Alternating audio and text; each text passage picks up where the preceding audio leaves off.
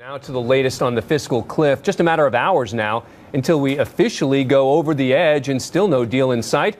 Lawmakers scrambling this morning to put together an 11th hour compromise, or will be ringing in higher taxes along with the new year. ABC's Jonathan Karl is in Washington with the very latest. Good morning, John. Good morning, Dan. Well, with taxes set to go up at the stroke of midnight, talks went late into the night and will continue this morning. But as Washington teeters on the edge of the fiscal cliff, there is still no deal. As talks continued overnight, a voice of frustration erupted on the Senate floor.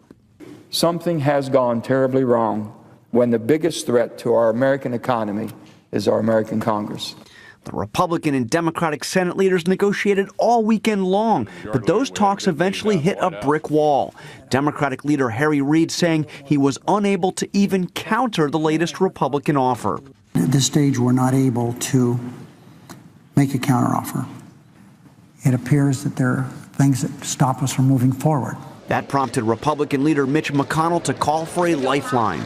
I also placed a call to the Vice President to see if he could help jumpstart the negotiations on his side. I want everyone to know I'm willing to get this done, but I need a dance partner. And with that, Vice President Biden has now emerged as a key player, playing what White House officials tell ABC News is a direct role in the effort to strike a last-minute deal. The key sticking points remain the same.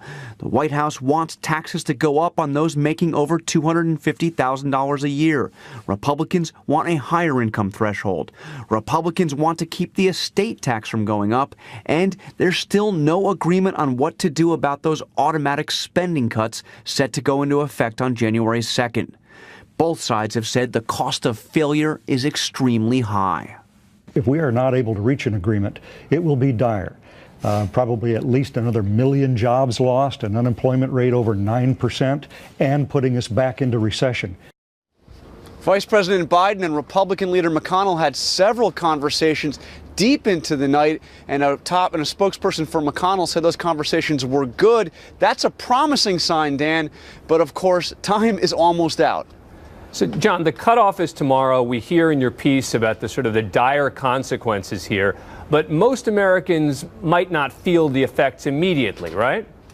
Not right away, although one thing will be felt in their very first paycheck of 2013, and that is the payroll tax that had been cut by 2%. That goes back up. That will be immediate. The income tax cuts, though, the Treasury Department, the IRS, has not changed the withholding tables yet in anticipation of a deal. But if there is no deal, eventually they will need to do that, and you will see in one of your early paychecks a big drop because of that tax hike. That's not the way anyone wants to ring in the new year. All right, Jonathan Karl, thanks very much. We appreciate it.